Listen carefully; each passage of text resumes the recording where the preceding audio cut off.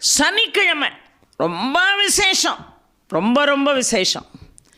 இதில் ஒரு குறிப்பு சொல்கிறேன். திங்கக்கிழமை வழிபாடு செய்தால் மனநிலை பாதிப்புகள் நீங்கும், ஞாயிற்றுக்கிழமை ஒட்டுமொத்த நோயும் நீங்கும், செவ்வாய்க்கிழமை நிலப்பிரச்சனைகள் நீங்கும், புதன்கிழமை கடன் தீர்ந்து போகும், வியாழக்கிழமை புத்திர பாக்கியம் கிடைக்கும், வெள்ளிக்கிழமை மஞ்சள் மாலையால் மாங்கல்ய பலம் கிடைக்கும் வாராகிய வழிபாடு செய்கிறதுனால. ஆனால் எல்லா வழிபாடுமே நேரம் எப்போ அப்படின்னு கேட்டிங்கன்னா இரவு 8 to 9 தான்.